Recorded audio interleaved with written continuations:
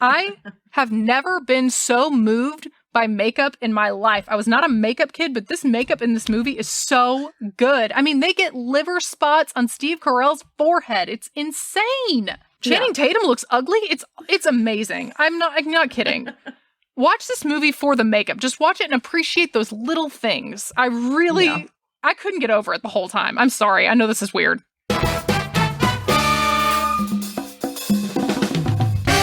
Hi, everyone. I'm Bolton. And I'm Grace. And welcome to Crime Scenes, a true crime movie podcast.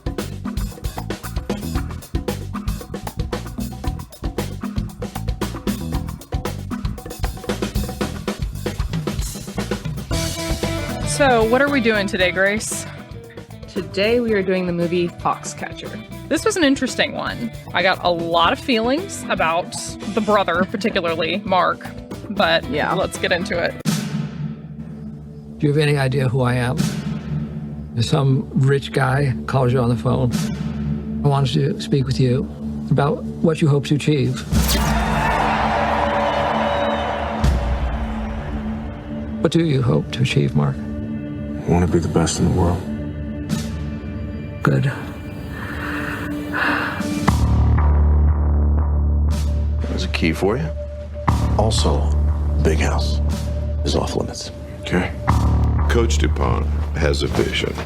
He would like Foxcatcher to be the official training site for the national team. What's he get out of all this? What are you thinking? This is it. This is all that we've ever wanted. Mark, you have been living in your brother's shadow your entire life. It's your time now. Promise you. I'll give you everything I have. I am leading men, and I am giving America hope. I spent my lifetime looking for a father, and I found one in John Dupont. It doesn't matter. The sport of wrestling is a low sport, and I don't like to see you being low. Why is there nobody in the gym? Yeah, no, I gave. You ungrateful ape. Mark. Easy. Good. I don't need your help. Want to tell me what's going on with you and DuPont? Hey, what did I just say? Coach is a father. Coach is a mentor. Coach has great power on an athlete's life.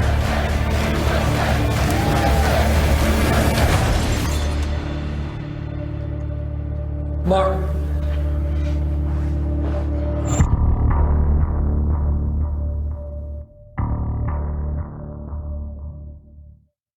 You can watch this movie on Amazon Prime. This movie is from 2014. It is starring Steve Carell, Channing Tatum, and Mark Ruffalo. It was directed and produced by Bennett Miller. It was written by E. Max Fry and Dan Futterman. And the film is loosely based on the events surrounding multimillionaire heir and wrestling enthusiast John Dupont's recruitment of two Olympic gold medalist wrestlers, Mark and Dave Schultz, to coach wrestlers preparing for national, world, and Olympic competitions, and the subsequent murder of Dave Schultz by John Dupont in January of 1996. Sources for this are the movie itself from 2014. I watched a couple of documentaries, including The Prince of Pennsylvania, which is an ESPN 30 for 30. There's also a Netflix documentary called Team Foxcatcher. And I read the book Foxcatcher, The True Story of My Brother's Murder, John Dupont's Madness, and the Quest for Olympic Gold, written by Mark Schultz, with most definitely had to be a ghostwriter. And I looked at a couple articles that I'll put in our sources, but my main sources are that 30 for 30 and then the Team Foxcatcher on Netflix. A few things about this movie before we start. This movie makes Mark a very prominent figure when he really wasn't. Now, I didn't realize this. I thought that the book and the movie were written kind of together in tandem. Not true. No. It had been years of writing and creating this movie. The book was written after the movie came out, essentially as a cash grab. Mm-hmm. And you can tell. Didn't you think it was weird how the Netflix documentary doesn't mention Mark at all? Yeah, I did. But I think the reality is The reason he's featured so prominently in the movie is because he was the first person to kind of develop a working relationship with John DuPont. But quite honestly, I think, this is my opinion, I think he had some anger issues before all of this happened, certainly after he had some anger issues with the murder of his brother, and you really need to take what he says with a grain of salt. I'm not saying he's lying, but I am saying that his memory of things is not necessarily what happened. It may be what he thinks happened, but it's not the reality of the entire situation. So I think that's why he's not featured in the Netflix documentary, because he became particularly angry after the movie came out. And it was clear that some of the things he was saying happened were questionable. Also, the way Mark and John DuPont meet is different than how the movie depicts, but we will address that as we go. So, let's get into it. I thought it was interesting how it opens. It's got opening credits, and we get all of these old videos. They're clearly home videos of some fancy horseback riders. They're on horses, they're hunting foxes with pointer dog style thing. It's like that. Then the opening scene is the complete opposite of fancy horseback riding. We see a guy in a wrestling practice. He's practicing by himself, and this is Channing Tatum, and he is playing Mark Schultz. And it looks like a rundown gym. It's very blue collar to what you just saw. Now, at the time that this movie is supposed to start, Mark Schultz has won both a gold Olympic medal and a gold world championship medal. But we see, based on this scene and the one following, that he is not in the greatest place. He is getting ready to go into a middle school to give a motivational speech. And that has got to be the worst experience in the world. Like, I just remember guest speakers coming, and I was that kid that was like, shut up, you're going to get us in trouble. And kids just being the worst. And that reminds me of this so much. And he's just given the worst speech that makes no sense. Hello? Thank you for giving me the opportunity to talk to you today. My name is Mark Schultz. I want to talk about America. And I want to tell you why I wrestle. For how hard he's worked, we just saw him working out like a maniac by himself. He's really has very little respect or recognition for what he does. And he's getting a check cut to him for $20 for coming and doing this speech. And the woman has no idea who he is. Is it Dave or David? No, it's Mark. Mark Schultz.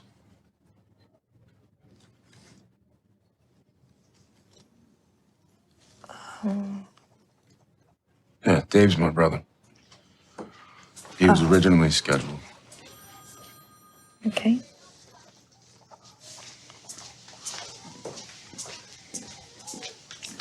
We both won golds. So this is like the first instance we get where you get the idea that he might be living in his brother's shadow. And he's like, oh yeah, Dave was scheduled, but he couldn't do it. So I'm here. And like you said, he goes, we both won golds. Yeah.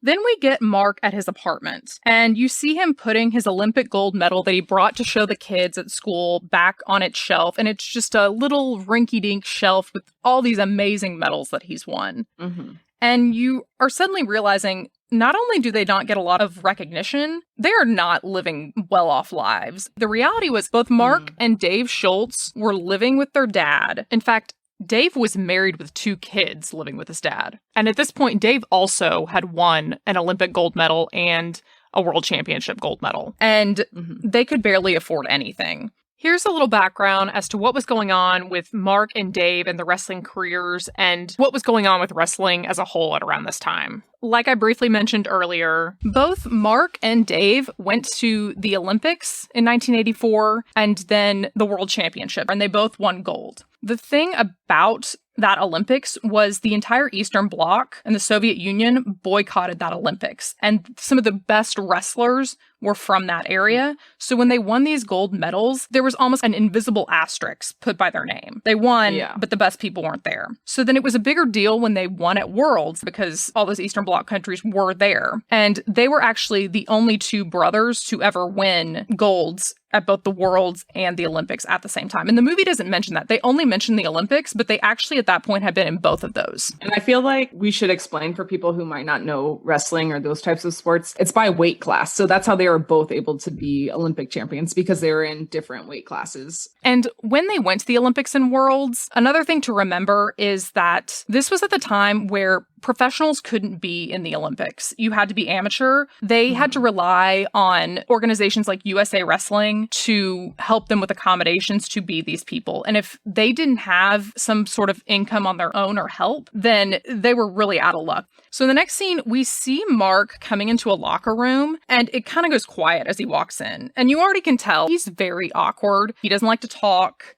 I get the sense he didn't get along well with people. Now, I didn't find anywhere it explicitly state that Mark was hard to get along with, but just in reading his book and seeing the other documentaries and other research, I get the sense that he was not easy to get along with just because, like I mentioned earlier, I think he might have had a little bit of an anger problem. In his book, Mark talks about how he was no stranger to fights. He was bullied when he was younger, but then as he got older, he really started getting into fights much more. In college, actually, he got in a full-on fight that he talks about in his book with a police officer as he was leaving a party, and he almost got charged for it. But his coach at that time pulled some strings and got him out of it, which I don't know if that's necessarily the best thing, but that's where I'm getting the idea that I think he had an anger problem. And I think he did not separate his time on the mat and off the mat. So it was much harder for people to get past that barrier to get along with him. And we're really seeing that in the scene. So we see Mark leave the locker room, and we see him going back into that gym that we saw him in earlier practicing.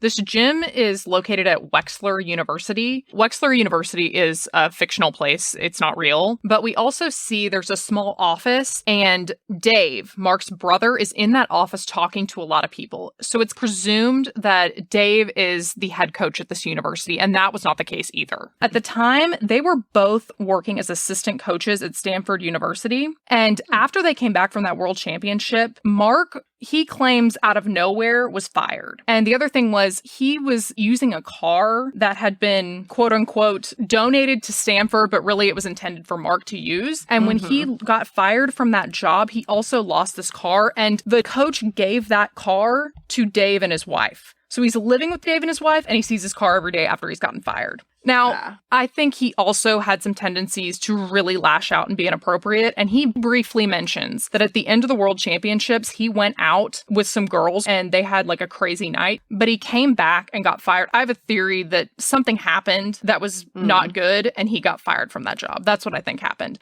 And the other thing I think is that in the opposite way that Mark was very hard to get along with, Dave was very easy to get along with. And this scene is also when we first see Mark Ruffalo as Dave, and he's so good. I love Mark Ruffalo. I love Mark Ruffalo in anything. So I was super excited to see that he was playing Dave Schultz in this movie.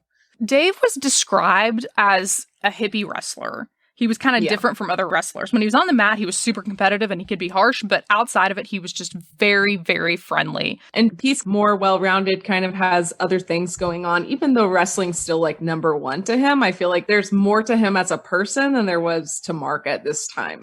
And we also see in this scene when Mark comes in for this practice, Dave is talking to some people at USA Wrestling. Hey, Mark. You know the guys from USA Wrestling. Mark, how's it been? Fred, Bruce, Greg. Hey, Mark. Well, all right.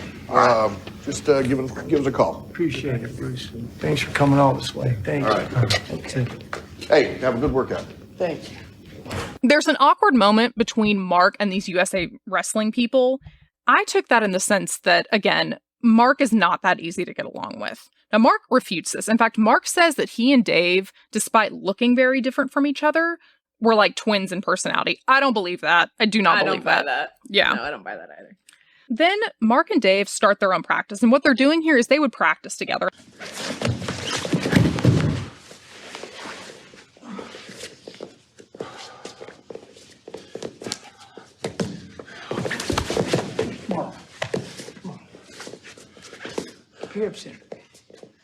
And my goodness, this is the scene where I was like, I need everyone 10 feet around me. Do not touch me, because just the way wrestling is, and this is probably very common, they are like rubbing on each other. Their heads are going around. I mean, it's just them warming up. To them, it's very normal. But to me, I was like, I am so uncomfortable. And I'm not one of those people that's like, I don't like to be touched. I will hug you. I'm a hugger. But I didn't like this.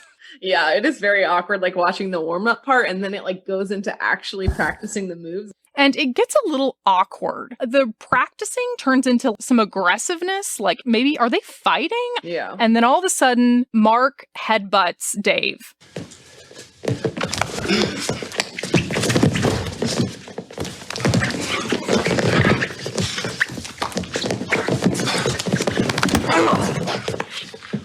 There's blood everywhere, and of course, Dave spits that blood out on the floor. There's just more germs. There's touching and germs in this movie. It's just, ugh. But you can see that something awkward is going on with them. And the something awkward was obviously in real life that Dave got this job and Mark had been fired, and that's not really explained very well in this. So then after that scene, we have Dave dropping Mark off back at his apartment. Yes, and Mark goes in, and there's this weird scene where Mark is looking in the mirror at a bruise he has on his face from practice, and he starts hitting himself as hard as he can.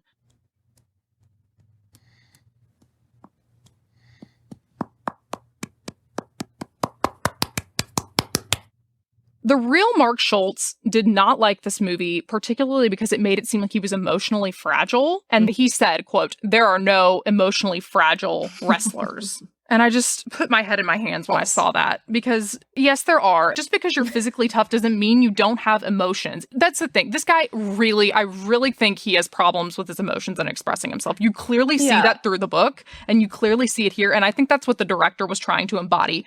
He is lonely, he's successful, and he works his ass off, but he's not respected. He's not recognized. To a certain extent, he thinks that he was a little bit in his brother's shadow, not necessarily in wrestling. I think Mark might have actually been a little bit better of a wrestler, but definitely in just terms of popularity. There's no other way to say it. People liked Dave better. And he did not know how to, in a healthy manner, deal with those emotions. And it comes out in him just physically beating himself up. The way that he reacts to the movie after it comes out, he's all over the place. Oh, yeah. I've got some crazy tweets we're going to talk about at the end. Yeah.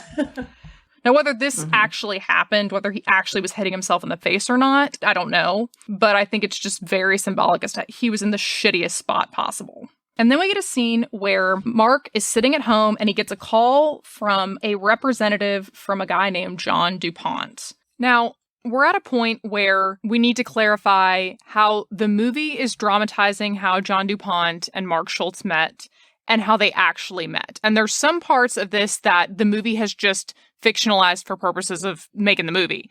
But there's other parts where Mark says one thing in his book, and then he says another thing in the ESPN 30 for 30.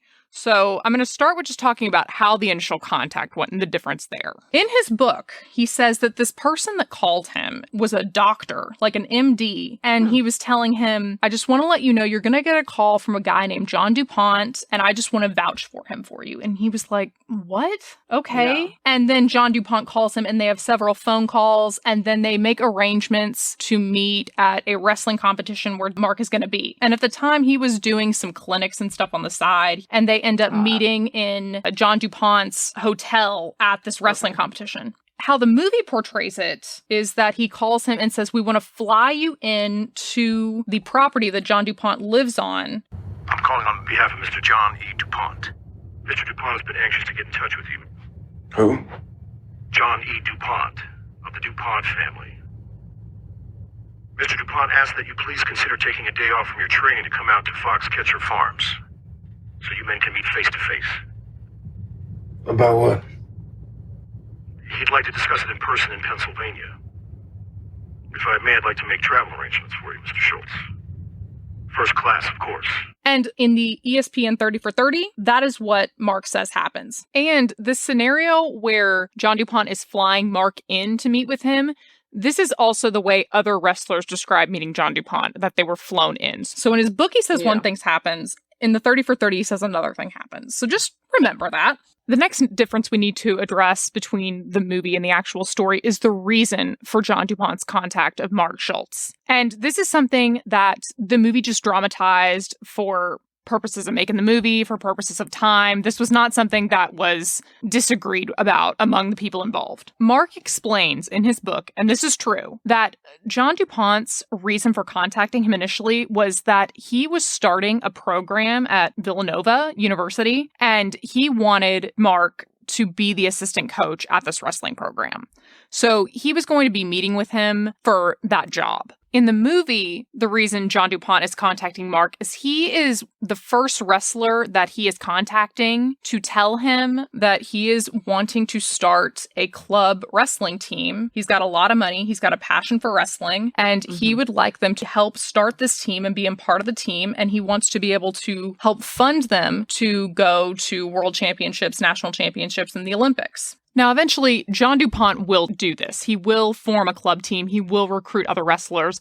And Mark will be involved in it for a little bit. He just won't be involved in it for as long as the movie depicts. The last big difference that I want to talk about in terms of the meeting of John DuPont and Mark Schultz is how John DuPont is described in his behavior when Mark meets him. And this is something that is up for debate. What Mark says happens is they meet at this hotel room. And John DuPont is in a t-shirt and shorts. He is drunk or high or both. He is completely disheveled. He is skin and bones. He has terrible teeth, and he is barely making any sense. This is not how John DuPont acts in the movie when Mark and John first meet. He acts much more similarly to how he is described in the 30 for 30, both by Mark and by other wrestlers that would meet him later. In the movie, we have Mark flying in to what is going to be known as Foxcatcher Farms, or the farm. That's what everybody called it. He goes into a super fancy house. This is the main house on this property. They call it the big house. And he meets John DuPont. And this is played by Steve Carell.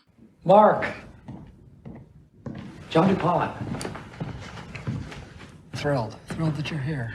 And he's so good. It's so different for him, but he's so good. I love Steve Carell.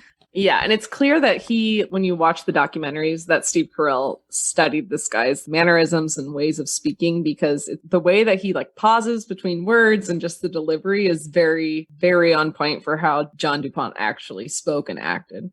That's one of the most important elements of entering a match, is feeling the confidence, knowing that you're going to win, feeling it inside. If you go to a match knowing you're going to win that match, odds are you're going to win that match. I also thought, so they don't touch on it in the movie, but in the documentaries you see that he was already funding swimmers and pentathletes. So he had a history of sponsoring athletes and letting them train there. It wasn't like wrestling was going to be the first team at the farm. I feel like that lended some credibility to the idea that you could use this as a training facility. Yeah, that's true. And one thing about John DuPont, this is something that we should talk about. John DuPont had a weird fascination with being a world champion. It didn't matter what for, he just wanted to be a world champion. And this started with swimming. And he actually swam at a club team that was very good. It had Mark Spitz, the guy that had the most medals before Michael Phelps came along. He swam on this team. And he was mediocre. He wasn't great. And that's not unusual. But he had these unrealistic expectations that he wanted to go to the Olympics. And the coach finally sat him down and said, "You're not at that caliber. You're just not." But he did give him the suggestion that maybe he could look into another sport. So what sport does he pick? He picks the sport that requires so much money, basically nobody does it. So he is bound to be good at it. He has to be, because no one can do it. He does modern pentathlon, and modern pentathlon is horse jumping, riflery, fencing, and then they throw in running and swimming for good measure. So crazy. Some modern pentathlete's going to really be mad at me. I know. I'm sorry, but you cannot deny this is going to require a lot of fucking equipment and a horse. It's going to require, a lot of money, a lot of different facilities. And the name DuPont, it's a fancy schmancy name. His ancestors made a lot of money in a chemical company, I believe. The thing with this is everybody's saying, oh, the DuPonts. I don't know a single family name, unless you're the Queen of England. So I know the Windsors. I don't know any names. I'd be like, the who? Who are you? Good for fucking you, DuPont. Okay. So he had the ability to get all this equipment to be a modern pentathlete. He still wasn't good enough. He still didn't have that medal. So then he starts this fascination with wrestling, and he wants a medal in wrestling. And the movie has him tell Mark that he is a coach. Well, I'm a wrestling coach, and I have a deep love for the sport of wrestling. And I wanted to speak with you about your future, about what you hope to achieve. He never said that. I will give him that. John DuPont never said he was a coach. What he said was that he was a wrestling enthusiast. He wanted to fund and start a program for wrestling at Villanova, and he would like Mark to come on as the assistant coach. He already had a head coach, and that his role would be limited. And he told Mark that he would only come into the gym and the wrestling area maybe once every few months. And Mark claims in his book that that was the only reason he agreed to this job. He thought he was weird, he didn't like him, and the only reason he would take this job is because he's not really going to be around. So in the next scene, he shows Mark this wrestling gym facility. I'd like us to go to Seoul, stun the world. What do you think? They did ultimately build a massive facility for wrestling on this Foxcatcher farm, but that wasn't built at the time that Mark was there. It was there when Dave got there. Then we see John show Mark this American Revolution battleground, and he's talking about how America has just basically lost its dignity, and the reason that he wants to be a part of American wrestling and make it the best it can be is because wrestling is the embodiment of hard work and winning gold for your country and representing them well. Are you getting the support that you need? What do you mean, sir? Well, you know how the Soviets support their wrestlers.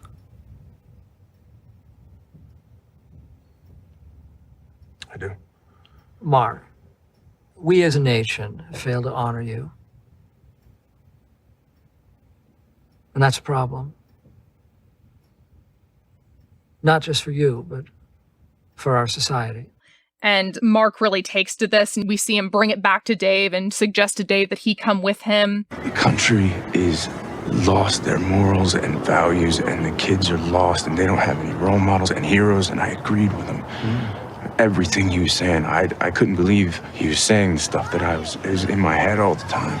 None of this ever happened. The bottom line is Mark really needed money. John really wanted to win a gold medal and start a program because he could. And he never went to Dave offering to bring him with him. In fact, Dave stayed at that assistant job at Stanford, and then he ultimately went to Wisconsin for a little bit and coached there. So then in the movie, Mark moves to the Foxcatcher farms. And this is another important thing. When he does first come there, he does not live on the Foxcatcher farms. He actually lives in an apartment close to the Villanova campus. He does not end up moving onto the property until much, much later, and he's only there for about 6 months. The other thing is, Mark and Dave never lived at the farm at the same time. He had left by the time he got there. This is going to be a big, big discrepancy. And so that's going to be a thing I'm going to keep saying. But I think the point of bringing him in, number one, you just see just how much money they have, and you see what fucking snobs these people are. Just the polar opposites of both of them. Like, he gets in there, he's all disheveled. He hasn't even told him he's coming. He's just shown up. He's got to go to the bathroom immediately in this nice house. Hi.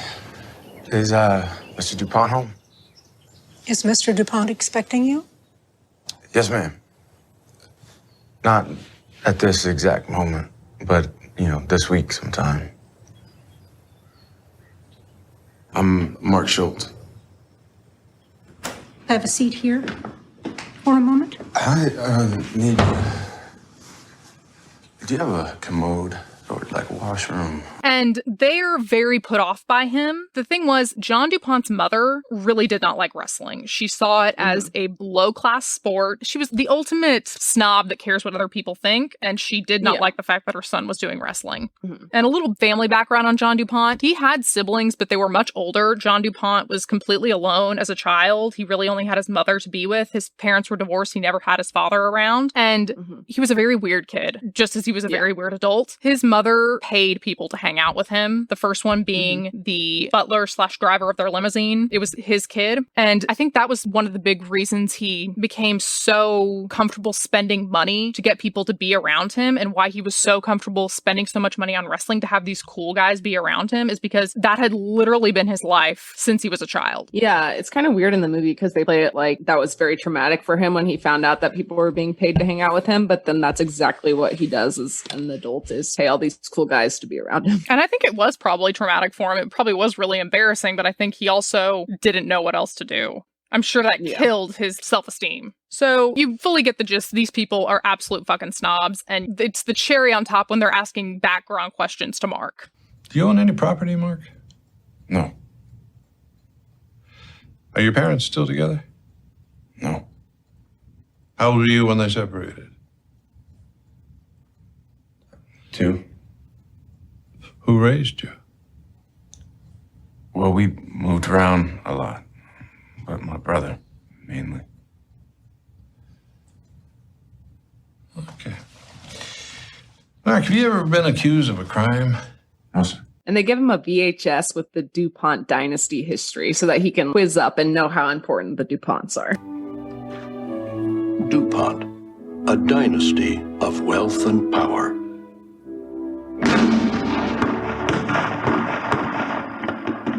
America's need for ammunition enabled the family to amass a fortune and grow their company into what is today the largest chemical corporation in the world.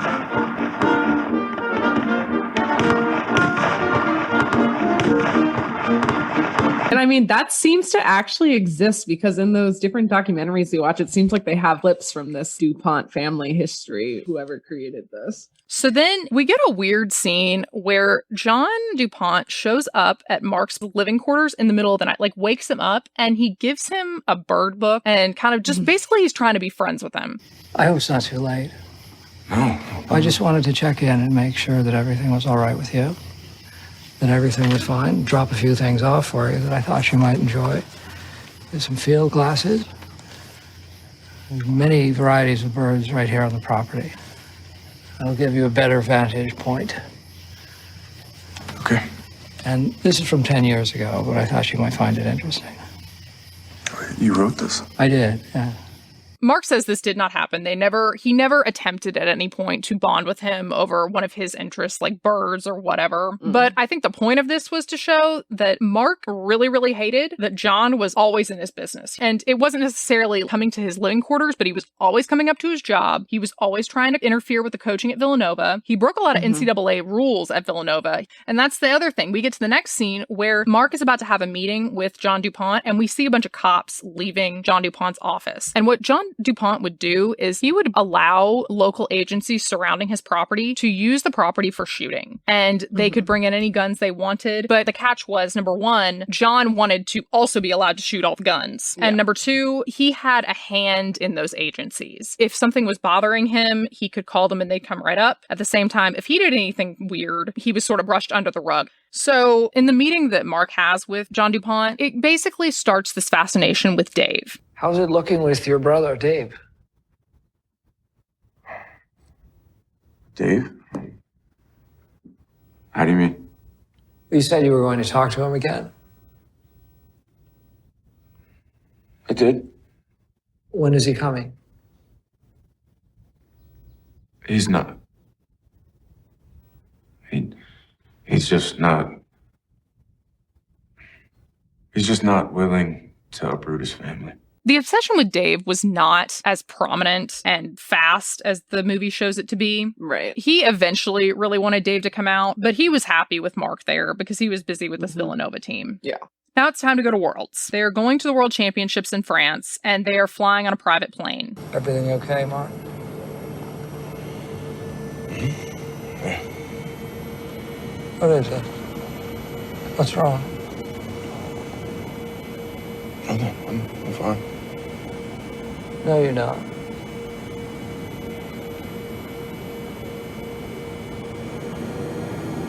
I just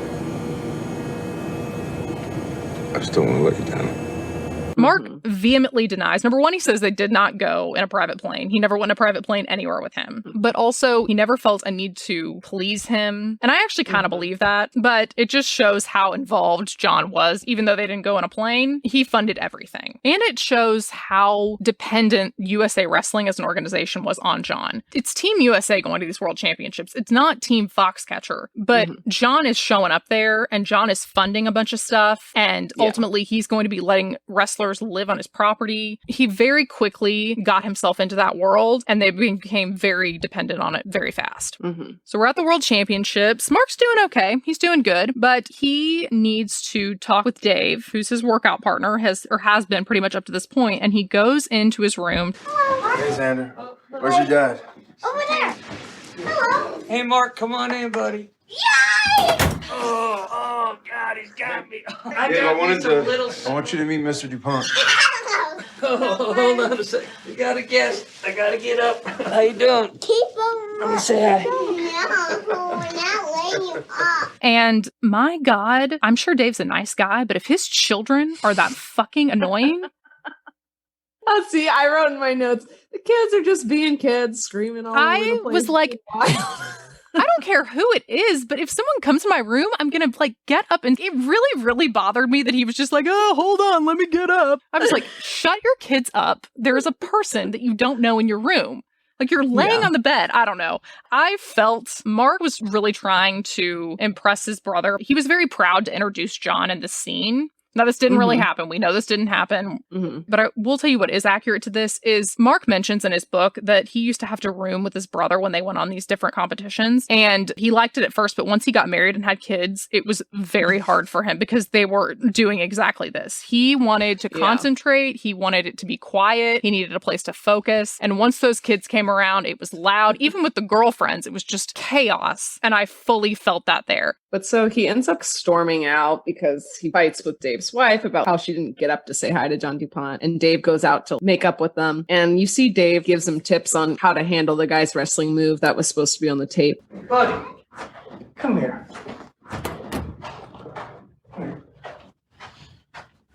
Okay. Nanook can't set up his arm spin without setting up himself. You just hit yours first. When you feel him drive, hit it. Bang. All right? And I thought this was important because Dave really was a technical genius when it came to wrestling. Like there was nobody who understood the moves and like what you should do in any given scenario more than Dave. And Dave was really good at explaining it to any other wrestler. Yeah. And he was pretty generous with it. A lot of wrestlers don't want to explain moves to other people, but Dave was very generous with his time and with what he knew and sharing that knowledge.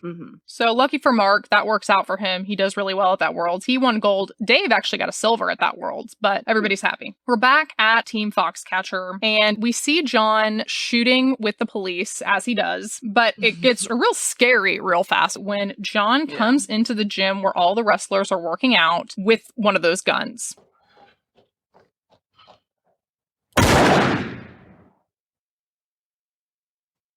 "387 days to Seoul, gentlemen. Let's have a good practice, shall we?"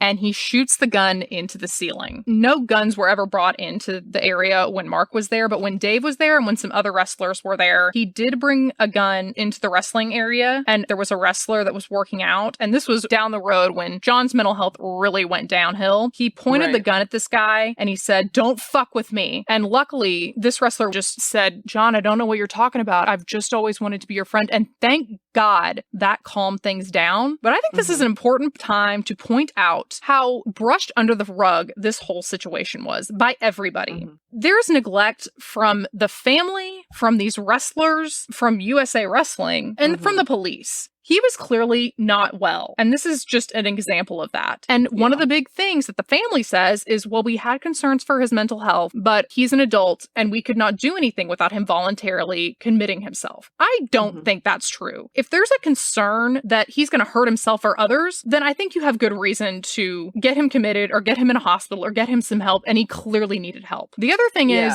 this USA Wrestling, the second they heard that, it shouldn't have even been a meeting. Get them out of there now. And the movie never really gets into the fact that this was a compound of guys living on this property like it was a cult. Yeah, it was very much like hippie commune vibes. All their kids are together, their wives are hanging out. It's really interesting just to show the tunnel vision of an athlete working that hard. I don't want to blame them. I think they were in a very, very tough position. These guys are working to get to this ultimate goal, and they're so desperate for these resources because no one else will give it to them. They're literally willing to stay there. And they all claimed that they didn't think he'd ever really hurt anybody. He was weird, but this, along with other instances, at one point he drives a guy in a car into a lake. He was not stable, and nobody did anything. And when this was reported, the police would say, "Are you sure you want to do that?" There was one instance where one of the police officers said, "Are you sure you want to do this?" And they tried, but ultimately people really dropped the ball on this. Yeah, and in ESPN 30 for 30, the lawyer says, "Oh, we talked about getting him involuntarily committed, but that would require the wrestlers to testify against him, and then they they would all be off of the payroll, like they wouldn't be supported in the wrestling anymore. So nobody wanted to do that. But the thing is, there were other people on that farm. I don't know that they were the only ones who could have testified against him that he was unwell. But so basically they're like, oh, nobody wants to testify against him, so we're not going to involuntarily commit him. And then with USA Wrestling, they said they were concerned about it. And then Dave basically tells them, if I didn't think my family was safe, we wouldn't be here. We're going to focus on getting to where we need to go with the Olympics. We don't need to be pulled off the farm. But like you said, Dave was so invested in it. This is his life's work, what he's been working towards. And then they're like, oh, well, so we all listen to Dave. Yeah. And the thing is, someone who's not an athlete, someone who's not so invested in winning and the actual competition that's coming up needs to step in and say, I understand you think you're safe, but you've been preparing for this your whole life. And I'm here to tell you, you're not safe. Someone had to do that and no one was going to do it. And this dives perfectly into the next scene where we see John writing a massive check with a lot of zeros to Mark. Mr. Dupont, you don't have to do this. You earned it. Look, you've given me enough. This is not necessary. Mark, you earned that. Thank you. You're welcome, Mark. It just shows how money was the ultimate factor. And then after he writes him the check, he wants Mark to call him Eagle or Golden Eagle. I don't want you to call me Mr. Dupont or Sir anymore. I consider us friends, and most of my friends will call me Eagle or Golden Eagle. So either of those will work. They're just like, bullshit. You have no friends. No one's calling you Eagle. Like, that's not happening. And actually, that happened when he first met him. It wasn't that late in the game. When he first met him, he said, I'm John, but you can call me Eagle. And so then they would call him Eagle. They would call him Coach. And the thing with that, too, is they all thought that was weird, but they did it because it was just, oh, that's John. Quote, oh, that's John is said so many times whenever you're looking at things on this event. So there was just so much enabling on all sides. People letting John do what he wants. People not keeping these wrestlers in check with their safety. It was all about this money. And we also see a scene where Mark is doing this photo shoot where he's covered in oil and he's in his little wrestling singlet. Excellent. One more. Great. The oil looks really good on you. Bow your arms a little bit. Here we go. Excellent. And that was also something he had to do. And he claims he hated it, but at the same time, there were a lot of perks that came with that. And I don't necessarily know that he hated it. I mean, this gave him the recognition he never had before. And I think the movie correctly portrays that. Now we get a scene where Mark and John are flying in a helicopter to a banquet where John has given Mark a speech written out already where he is going to talk about John and what a great influence in his life he is. Highly respected ornithologist, author, world explorer,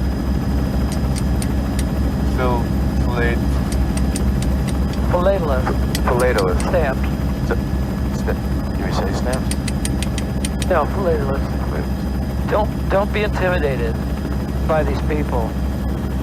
How many people are going to be there? About 400. Mark never actually did do this, but there were other athletes that had to do this. John created at least one organization called Citizen Athletes where he had people come and do this. And it was always very awkward. And it was essentially talk about how much John has influenced your life. I think this is a part of where the mental health and just a giant ego come to a clash and what ultimately becomes a big downfall. Not only was he paying these people to do these things, but when his mental health went down, he really started believing it. Yeah. And this is the first time we see John doing drugs. Mark, it's just cocaine. It's not going to kill you.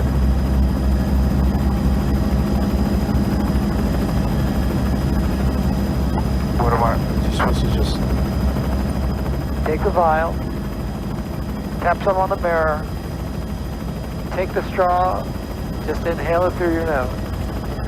Mark claims that John had a drug problem from the moment he met him, and he was always there. At the end of this, when we get to a trial, he did not want to testify about John Dupont and his use of drugs because he was afraid it was going to force him to testify that he had used drugs and he could lose his job. I saw something that was he admitted to doing cocaine with him 2 or 3 times, which also kind of goes to how we were talking about before, how Mark claims that he never tried to bond with him and just thought he was an annoying guy, but then he also did some cocaine with him. So yeah, it's kind of wishy-washy you there. I was also so naive when I saw this scene. I was like, but he's an athlete. He's going to get drug tested. I did think that too. Cocaine's not going to stay in the system that long, Grace. Really? How long would it stay in? That's the first thing I thought too. It apparently goes out of your system fairly quickly if you're not like a habitual user. Yeah. So we fast forward a little bit, and at this point, it seems like Mark is not doing well. What you up to? Huh? What you up to? Nothing. You working out? Getting ready? Yeah. No, I mean, well, I'm taking a little bit of a break right now. Just let rest out the body. I'm gonna ramp it up, you know, when it gets closer to world trials. All right, how close? Hey, hold on 1 second. What? What's that? Blonde tips point you off there. He made a point. Mark made a very big point that he at no point ever frosted his tips. It's like, okay, I believe you on that one there, Mark. But we've got frosted tips, beers, and cocaine. Yeah, and he's not really working out. And the way the movie shows it, he's full on turned into John's bitch.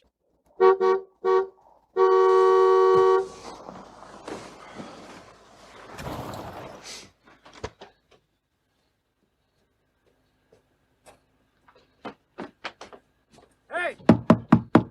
Mark! Gear up! Practice in the gallery!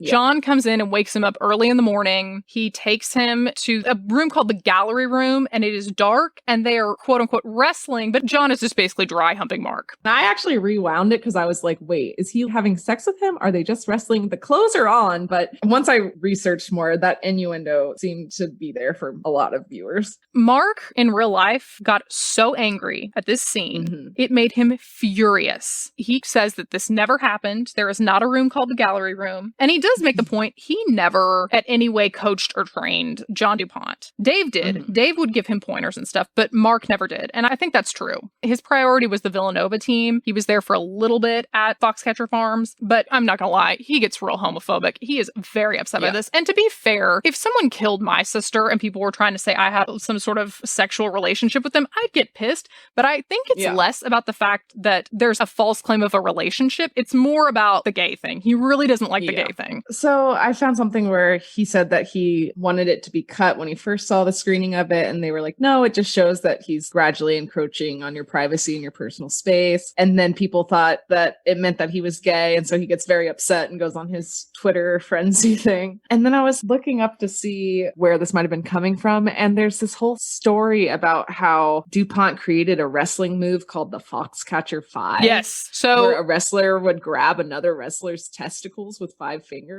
So this was more early on when Mark was at Villanova. John Dupont did create this move he claims called the Foxcatcher 5, where he would basically grab a guy's balls and squeeze. And that was where some kids said that John came up to them. And the context that the kids were telling him was that they were embarrassed or trying to make a joke out of it, but clearly they were very troubled by it, that he Foxcatcher 5'd them, which was where that came from. Mark, if this is true and you didn't report it, fuck you. Yeah. The other thing about this scene, I do think that the purpose of it is to encroach on his privacy.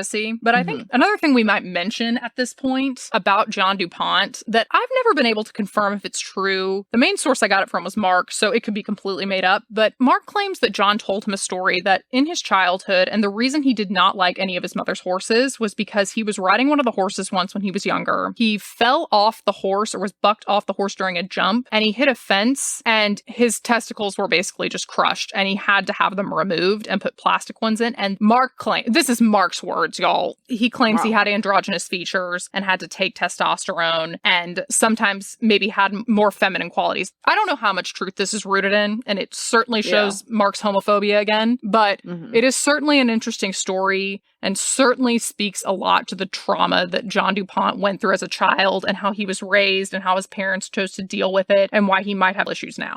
We also get a scene where not only is John encroaching on Mark's privacy, but he's really encroaching on his ability to do his job. We get a scene where Mark has given all the guys at Foxcatcher Farms the day off, and John comes in furious. John. Is Mark in there? Yeah. Right here, Coach. What's up?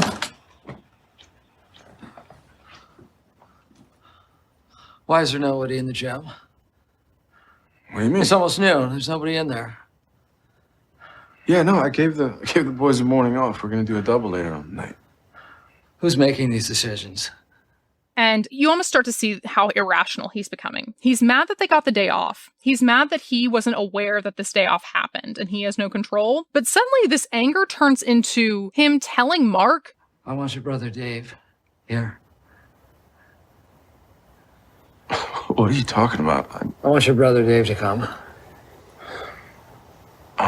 It's not gonna happen. We talked about that.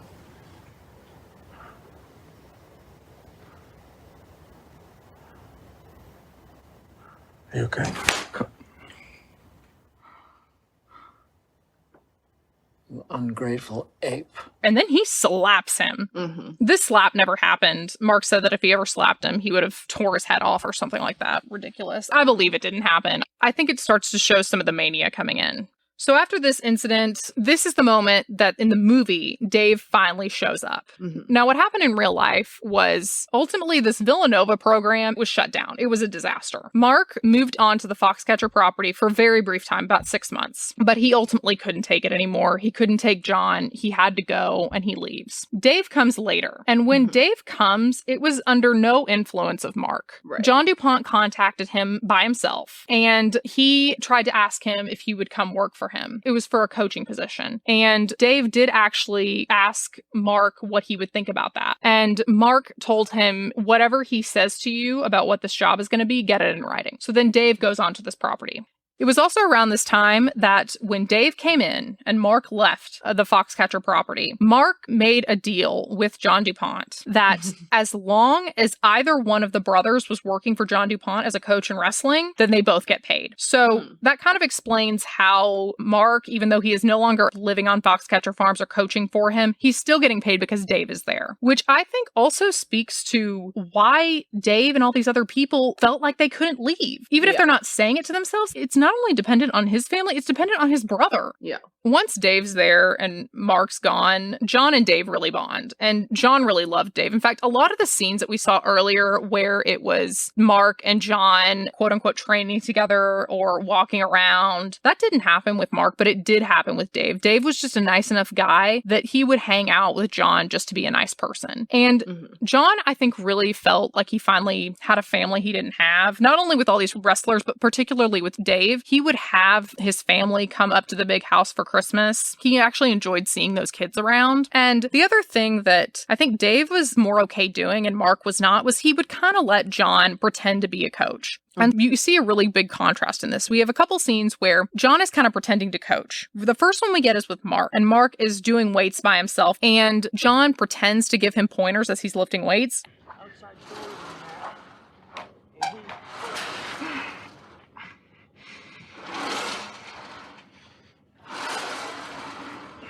Use your stomach.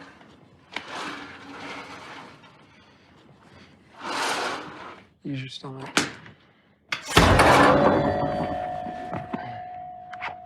Good.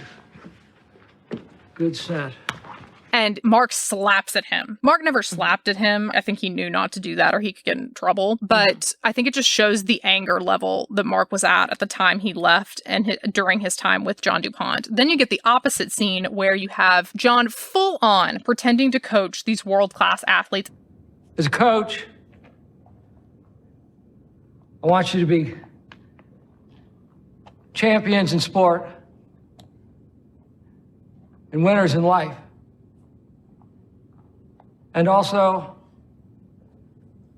to be good citizens for America. And his mother comes in and he's purely doing it to impress his mother. And his mother doesn't give two shits. She literally doesn't care and leaves in the middle of this big moment. But Dave would give that to him and Dave would let it happen. And he was sort of the secret leader of all the people saying, okay, guys, let John have this and just make him happy. Another thing we see at this point is how disconnected with reality John was. We see John in a Masters League World Championship. And this was a real thing that John DuPont created. John DuPont could not wrestle. Everybody knew he couldn't wrestle. He did not know what he was doing. He looked like a goofball in the outfit, everything. And the other thing about this too that I got a sense from the documentaries is that once you retire from wrestling, it's not like swimming where you might go back and be in a master's program. It's very hard on your body and you're done. You're doing doing something else. Yeah. And so he creates this master's wrestling program that isn't really popular. People don't want to do it. So what was happening was his team of people behind John's back, and maybe not so much behind his back, were paying people to come and be in these tournaments, older people, wrestle him and lose. And they would pay him right there on the spot at these meets. And they say eventually he literally thought he was a world champion. He thought he had beaten people that had won past world championships. And we see the scene where he brings his trophy to his mother and he wants it to be in the trophy case with all the horse trophies that his mother has from her champion horses. I thought we could put it in the Rosemont case. It says John Eagle DuPont. That's right.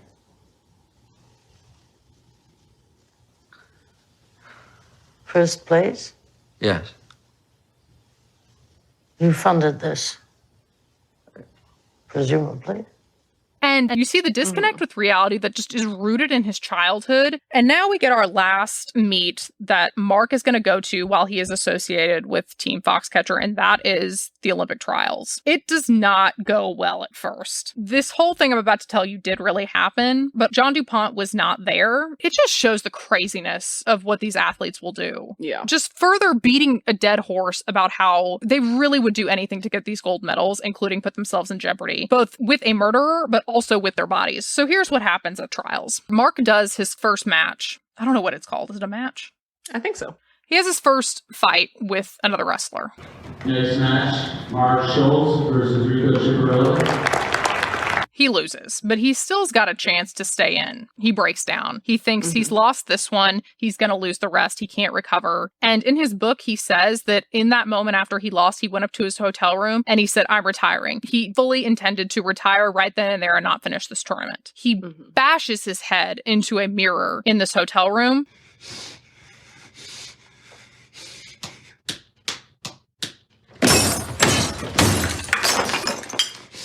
Which he also really did do. And then he orders a shit ton of food from room service because, as we said earlier, they're categorized by class. So he's fully fucking up his weight class. Like, he is done. Yeah. In reality, it was not Dave, his brother, that came and helped him. It was one of his best friends. But what they do is he comes in there and he just talks him off this ledge. And he realizes he can still keep going. It's not time to retire yet. And he weighs himself. 12 pounds over. How much time we got? 90 minutes. 90 minutes. And he needs to lose 12 pounds to get back down to his weight. And he's got 90 minutes to do it. We start with the puking, and there is puking. Trigger warning if that's an issue for you, because there's a lot of barf. And then it turns into wearing trash bags and spinning on a bike. He says he actually ran around the campus. He wasn't on a bike, but he's going and going and going. 5, 4, 3, 2, 1. Time. And in the scene, you see John DuPont try to come in and intervene, like he's going to help, and Dave tells him to leave. I think they kept this scene, even though Dave wasn't really involved in this, because it's a good time to start showing how John DuPont, although his relationship with Dave started well, it's going to get bad, and it's going to be kind of rooted in jealousy. People want Dave because he's going to be helpful to them. They don't want or need John because John's not really a coach. One person they don't ever mention in the movie that this was a particular problem with this jealousy with John is a Bulgarian wrestler. He came over from Bulgaria to specifically wrestle at Team Foxcatcher. And Dave knew how to speak Russian. From wrestling around the world, he really liked wrestling with Russians, and he just learned the language, so they bonded very easily. And this bothered John and made him jealous. He had a weird fascination with this Bulgarian guy. He even, when he really started to lose it, started to say that he had ancestors that were from Bulgaria, which was not true at all. Right. So he makes the Olympic team, but this is sort of the start of jealousy of Dave. And then we're about to see, in combination with that jealousy, the start of John losing his mind. And it happens when his mom dies. In the movie, John clearly gets mad that Dave has taken over helping Mark at this trials, and he leaves. But you initially think he left the tournament because his mother died. Hey, Henry. Dave, what can I do for you? Henry, John and I kind of had a uncomfortable moment earlier, and, you know, I didn't see him at the finals. Was he even there? No. Mr. DuPont flew home earlier today. Okay. Mr. DuPont's mother died. But you start to see that it was because he was pissed. He was pissed that Dave took over. And then you start to see the mania come in. This starts with increased security. Can I help you? Everything okay? Can I help you? Yeah, we live here. Okay, there's a new security plan in place. I'm gonna need to see some IDs. Sure. You see John bringing in security people. They're walking around the house. They're walking around the wrestling room. And what was actually happening was he really started to have some serious paranoia. He thought that there were Russian spies in his house. Then he started to think that Dave had dug tunnels under his house and was coming into his house. He started to think that there were robot deers out in the woods and property. It was weird because he was so paranoid that he would try to trip up people with this paranoia. So, for example, there's a story where he brings a wrestler over to an area on the property. He's pointing out to a field, and the field is empty. But John is saying to him, you see that deer over there? That's a robot deer. It's a spy. And the wrestler tried to kind of agree with him, just let him have what he wants, and said, oh yeah, that's crazy. And he goes, what are you talking about? There's not a deer there. Like, he would try to trip people up on his own paranoia to see if they really were trustworthy or not. So it was like paranoia on top of paranoia. Yeah. And it was particularly geared towards Dave. And this all culminates in what inevitably is going to happen. There's clearly been a time lapse in the movie where you just get a little bit of a montage. Mark is off doing his own thing. He's left Foxcatcher. In real life, he got sixth at the Olympics and decides he's retiring from wrestling. He's done. Yeah. Dave is still there. Yeah. And Dave's in his late 30s, but everyone says that Dave's even getting better at wrestling. Dave is still training. That's part of the reason he's still at Foxcatcher, because he's actually going for the next Olympics. John DuPont, however, has completely gone off the deep end. Yeah. He starts thinking there's bugs in his legs, and he scratches himself to the point that he is bleeding everywhere. He thinks that he is the Dalai Lama, and there's actually an instance at a party where John is sitting with one of the wrestlers, and he looks at this other wrestler and says, I think I've found the problem at the farm. And he looks over so directly at Dave and says, I will take care of it. He decides that black is a bad color, and he gets rid of anything that's black. He gets rid of black horses. He gets rid of wrestlers who are African-American. These are world champions, Olympic champions, and he fires literally anyone who is not white. And at this point, USA Wrestling, like, no one is stepping in and being like, okay, this guy's actually cuckoo. We've had so many instances at this point, and people still do nothing. I think after the black thing, some people couldn't take it anymore and left, but a lot of them stayed. And the reaction by USA Wrestling was, we should probably have a meeting. We should probably have a meeting. We should probably have a meeting is their reaction. All in all, the consensus is by everybody, after this upcoming Olympics, they're not going to stay at Foxcatcher. They're not going to do this anymore, but they're staying for now. So it culminates into this scene. John gets in his car and he's driving around the property, and he's brought a security guard with him. The security guard is sitting in the driver's seat. This fucking security guard too. I know. They drive up to Dave's house, his living area on the property. And this made me sad. In real life, on both his hand and on his forehead, Dave had pick up kids written, so that if he looked in the mirror, he would know to pick up his kids from school. And he had it on his hand so he would remember to pick up his kids from school. And he was fixing something in his car. He was fixing the radio. John drives up, rolls down the window. Dave walks up to him and says, hey, John. And John says, Do you have a problem with me? John, don't, John. John, I don't have a problem. And he shoots him once. He shoots him once and hits him in the elbow. Then Dave tries to run and he shoots him in the back. And then he shoots him again, also in the back. And it goes all the way through him. Like, it's bad. And he's trying to crawl away. And the security guard jumps out of the car, pulls out his gun, but then hides. Yeah, he doesn't do anything. He doesn't do anything. And then Dave's wife, Nancy, comes out and she yells, stop. But then he points the gun at her. So she jumps. She has to jump back inside and she calls the police. And if you want to hear the world's worst 911 call, normally I defend 911 operators. They have to deal with a lot of shit and they're given a lot of shit for it. This person is so rude to her. She is saying someone has been shot. He is dying. There's a man with a gun. He still has the gun. It's dangerous. Please hurry. And this person has the audacity to tell her to relax. Just Google it, y'all. Just Google it. It's so bad. It's bad. I would have put my hand through the phone and strangled that man. Yeah. But anyway, he dies in his wife's arms. Nancy actually says that the movie depicted his death and that shooting very, very accurately. It was very similar to what happened. And she couldn't watch it for years because it was so hard for her. How the movie shows what happens to John is that John drives off and the police get there relatively quickly. They see him running around the property, around the house. They get him and arrest him.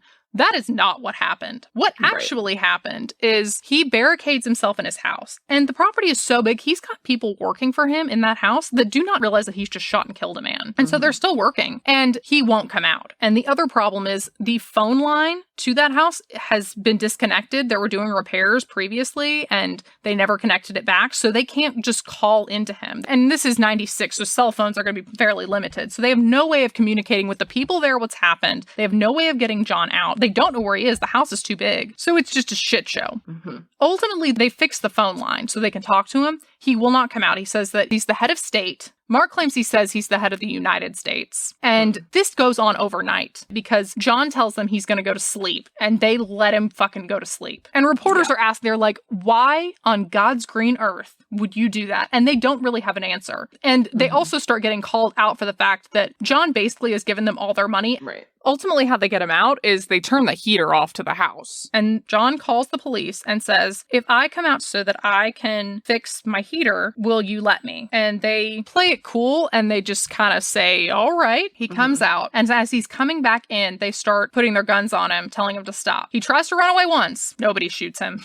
This man has killed a man and no one shoots him. Not even in a knee or something. Yeah. He tries to run again, and they manage to get a hold of him. But this would have gone on. If he had managed to get back in that house, they would have let this gone on for a week. Yeah. So he is finally arrested. The movie does not get into his trial. Mark claims that the trial was very long, and he thinks that both the prosecution and the defense attorneys were either shady or didn't do their jobs. I don't believe that. I think there's a common misconception that defense attorneys are somehow able to intentionally delay trials longer than they are. I'm going to tell you right now, if you've got a trial or something like this, it is going to take a very fucking long time. I've had cases that were 4 years old that I had to try. It lasts a long time. It really depends on what kind of evidence you have. If there's an issue with mental capacity, it's going to take forever. And obviously, in this case, there was some serious questions about John's competency. And so they requested a competency evaluation, and he was found incompetent. And I think that is correct. He was sent to a hospital where he could regain his competency. And if he regained it, then he could be tried. You can't try someone that's not competent. They don't understand what's going on. Ultimately, there would be a trial, and John pleads not guilty by reason of insanity. Then you get into the issue of sanity. And it's a very specific definition, and it is extremely hard to prove. When you plead not guilty by reason of insanity, essentially what you have to prove is that you committed this act, but while you were committing it, you did not know the difference between right and wrong as a result of some disease of your mind. So you did not know what you were doing was wrong. And it's really hard to prove. So in this case, you have to prove that when John shot Dave, he did not think what he was doing was wrong. They do something that I'm not familiar with in Texas. They find him guilty of third-degree felony, meaning that he did shoot at John, but he did not intend to kill him. I kind of don't agree with that. I think he intended to kill him. But I think he intended to kill him too. Yeah. But they say that he was mentally incapacitated, which basically this just means that instead of the jury sentencing him, it's going to be the judge that sentences him. And the range that she can sentence him to is 5 to 40 years in prison. She ends up sentencing him to 13 to 30 years. So I think he did intend to kill him. I don't think he was insane by the legal definition of insanity. So I actually think that trial went as well as it possibly could. I think it's very common for people to get mad at the judges and the lawyers involved in cases like this, and they don't understand how it works. But I think that trial, ultimately, the right thing came out of it. But to end up the movie, the final scene we really get, it shows Mark, and he is now a jiu-jitsu fighter, and he's in a cage match, basically. And earlier in the movie, we saw all the wrestlers. They were watching fake wrestling on TV, and they were being super judgy about it. And now that's where Mark is. He did everything he could to win, and it's brought him down even lower than he was before. Mark says that after this happened, he did get a very good coaching job in Utah. He did briefly do jiu-jitsu, and he did one cage match like that. And he actually, the other opponent got cut on his finger or something, so they stopped the match. He won by default, and then he never did it again. He did get married and then divorced, and he says that his wife took his kids and his home away from him in his book, which I was like, Mark, did you really need to throw your ex-wife under the bus? It's like pretty depressing. And then even with John DuPont, I don't like him at all, but you also see that he was clearly mentally ill. Yeah. Some reactions to the movie. It was nominated for 3 Golden Globes, including Best Picture. It was nominated for 5 Oscars at the 2015 Academy Awards, including Best Picture, Best Actor for Steve Carell, Best Supporting Actor for Mark Ruffalo, Best Director, Best Original Screenplay, and my favorite, Best fucking Makeup and Hairstyling. There was one negative review in a magazine called Slant Magazine that I actually agreed with. It said that it offers us next to nothing on the utility or complexity about DuPont's pathology. I really wish that they had gone more into John DuPont's mental health, maybe a little more into his background. I really wish, and I think it would have been more effective if this hadn't been so much from the perspective of Mark. I think the reason they made it Mark's perspective is because Mark was the first wrestler that John DuPont was really able to get in contact with and subsequently brought in these other people. But I think there were other wrestlers that had way more contact with him and could tell way more stories about what he was like and could really explain how bad this got. And you'd been able to see more of the compound. After I did research, I didn't really like that the movie, to me, it really painted it like it was kind of Mark's fault that Dave was in that situation and that Dave ended up getting killed. Like they kind of made it seem like Dave took that job because Mark was there and he was concerned about Mark, but Mark was gone before Dave ever came on. And Dave was there because this was how wrestling was being funded at the time. And this was how you could live comfortably and pursue your Olympic dream. So I don't think Mark raises that qualm anywhere, but to me, it really seemed like, wow, it seems like it's Mark's fault that Dave got shot, but that's not actually what happened. Yeah, that's true. Speaking of Mark and his reactions,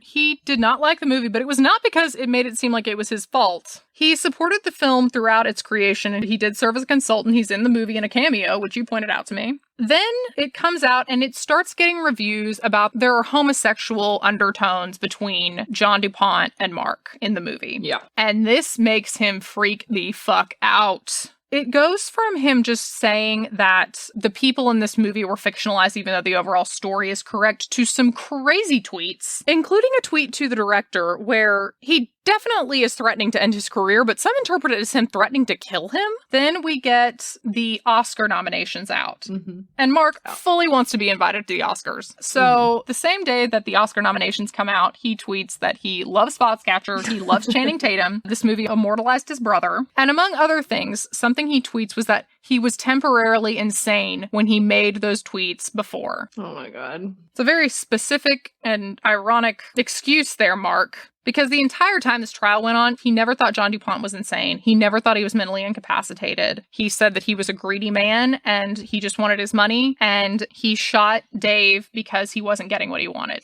I'm done with Mark Schultz. I'm done with him. And you know what? That is the story and the movie Foxcatcher.